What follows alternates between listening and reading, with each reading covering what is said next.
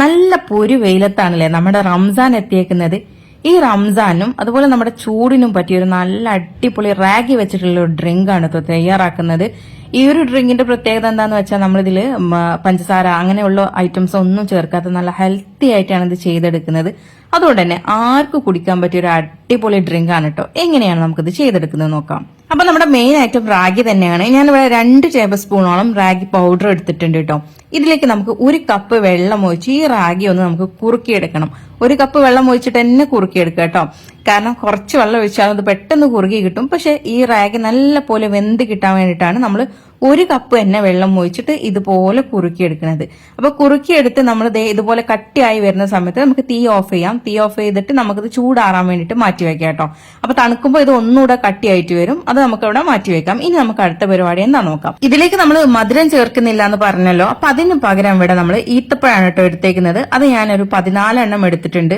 ഇതിൽ കൂടുതൽ വേണമെങ്കിൽ കൂടുതൽ ചേർക്കാം. അതിലേക്ക് നല്ല ചൂടുള്ള 1/2 കപ്പ് വെള്ളം കൂടെ ഒഴിച്ചിട്ട് ഇതൊന്നും നമുക്ക് കുതിർത്ത് വെക്കാം. ചില ഈത്തപ്പഴം ഉണ്ടാവും നല്ല ജ്യൂസി ആയിട്ടുള്ളത്. അതാണെങ്കിൽ ഈ കുതിർത്ത് വെക്കണ പരിപാടി വേണ്ട കേട്ടോ. ഇനി നമുക്ക് കുറച്ച് കാഷ്യൂനട്ടും അതുപോലെ ബദാമും എടുത്തിട്ട് ഒരു 1/4 കപ്പ് ചൂടുവെള്ളത്തിൽ അതുകൂടെ നമുക്കൊന്ന് കുതിർത്ത് വെക്കാം. ഈ സമയം കൊണ്ട് നമുക്ക് വേറൊരു പരിപാടി കൂടെ ഉണ്ട്. അപ്പൊ അതിന് വേണ്ടിയിട്ട് 1 കപ്പ് വെള്ളം ഒരു പാത്രത്തിലേക്ക് ഒഴിച്ചു കൊടുക്കാം.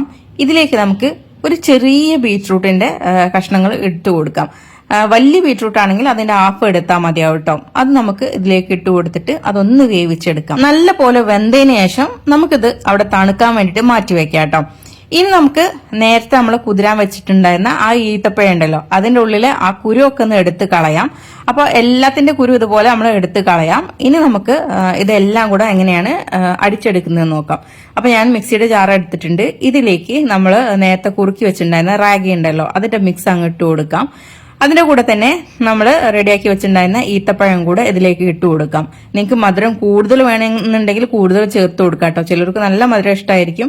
അപ്പൊ അതിനനുസരിച്ച് ചേർത്ത് കൊടുക്കാം. ഇനി നമ്മൾ ഇതിലേക്ക് നേരത്തെ സോക്ക് ചെയ്ത് വെച്ചിട്ടുണ്ടായിരുന്ന ബദാമും കാഷ്യൂനട്ടും കൂടെ ചേർത്ത് കൊടുക്കാം. അതിന്റെ കൂടെ തന്നെ ഒരു ചെറിയ പഴം കൂടെ ചേർത്ത് കൊടുക്കാം. ഇതിന്റെ കൂടെ നമ്മൾ നേരത്തെ വേവിച്ച് വെച്ചിട്ടുണ്ടായിരുന്ന ആ ഒരു ബീറ്റ്റൂട്ട് ഉണ്ടല്ലോ, ആ കഷ്ണങ്ങളും കൂടെ നമ്മൾ ഇതിലേക്ക് ചേർത്ത് കൊടുക്കാം. ഇനി നമ്മൾ തണുത്ത പാലാണ് കേട്ടോ ഇതിലേക്ക് ഒഴിച്ചു കൊടുക്കുന്നത്. ഞാൻ ഇവിടെ ഒരു 300 മില്ലിയോളം പാല് ചേർത്ത് കൊടുത്തിട്ടുണ്ട്. ഇതിന് എത്രത്തോളം കട്ടി വേണം എന്ന് അനുസരിച്ചിട്ട് നമുക്ക് പാല് ചേർത്ത് കൊടുക്കാം. ചിലർക്ക് നല്ല കട്ടിക്ക് കഴിക്കണം എന്നുണ്ടെങ്കിൽ 250 മില്ലി ചേർത്ത് കൊടുത്താൽ മതിയാവും. അതല്ല കുറച്ചുകൂടി ലൂസായിട്ട് വേണമെന്നുണ്ടെങ്കിൽ 300, 350 ആ രീതിക്ക് നമുക്ക് ഈ ഇതിലേക്ക് പാൽ ചേർത്ത് കൊടുക്കാവുന്നതാണ്. നോമ്പൊക്കെ എടുക്കുന്നവരെ ഈ ഒരു ജ്യൂസ് ഒരു ഗ്ലാസ് അങ്ങ് കുടിച്ചാൽ മതി. അതിന്റെ ക്ഷീണം അങ്ങ് മാറിക്കോട്ടും കേട്ടോ. കാരണം ഇതിൽ അയൺ, പൊട്ടാസ്യം, അതുപോലെ തന്നെ പ്രോട്ടീൻ എല്ലാം കൂടെ അടങ്ങിയിട്ടുള്ള ഒരു അടിപൊളി റിച്ച് ആയിട്ടുള്ള ഒരു ജ്യൂസ് തന്നെയാണ്.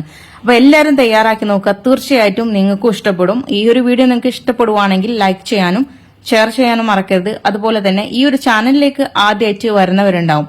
അങ്ങനെയുള്ളവരാണെങ്കിൽ ചാനൽ ഫോളോ ചെയ്യാനും കൂടെ മറക്കരുത് കേട്ടോ. അപ്പൊ എല്ലാവർക്കും താങ്ക്സ് ഫോർ വാച്ചിങ്.